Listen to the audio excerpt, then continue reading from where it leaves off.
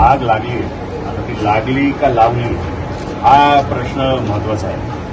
खरं तर 10 वर्षापूर्वी असंच ह्या 4थ्या मजल्याला आग लागली होती, तेव्हाही खूप फायली जळून खाक झाल्या. माझा प्रश्न आहे की ही आग नेहमी पहाटेच्या वेळी, सकाळी जेव्हा कोणी लोक नसतात अशाच वेळी का होते? तुम्हाला आठवण करून देतो की 23 एप्रिलला देखील मुंब्र्याला आग लागली, मुंब्र्याच्या प्रभाग समितीला.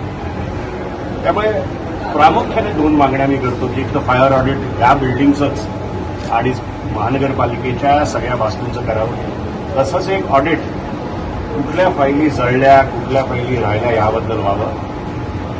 हे 4था मजला हे असं एक एडीटीपीचं ऑफिस आहे, असं ठिकाण आहे की नेहमीच ते संशयाच्या वादातच असतं आणि त्यामुळे प्रामुख्याने आमचं तर स्पेसिफिक म्हणणं आहे की ही आग लावली आहे का याच्यावर निष्पक्ष चौकशी व्हावी. काय वाटतं असं म्हटलं जातं काय?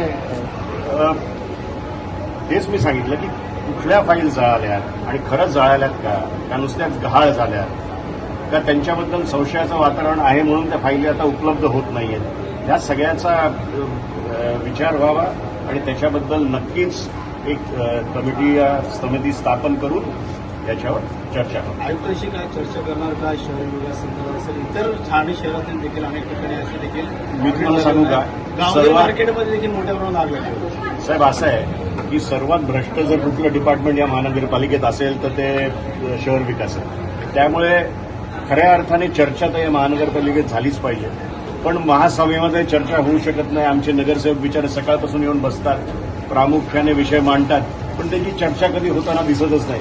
मंजूर मंजूर मंजूर असं करत 300 प्रकरणं क्लिअर होतात.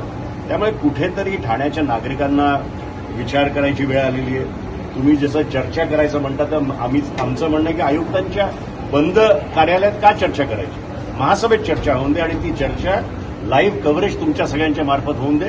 ठाणे शहरातल्या नागरिकांना कळून दे की कसा कारभार या महानगरपालिकेत चालू आहे. गावदेवी परिसराच्या ठिकाणी परिसरात किती महत्वाचे ऑडिट करणं पाहिजे असं उत्तर देखील मिळतं. साहेब, ऑडिट करणं फार गरजेचं आहे. पहिले म्हणजे ना फायर सेफ्टीचं तुम्ही ऑडिट केलं पाहिजे. आज आपले 2 कर्मचारी मृत्यूमुखी पडले.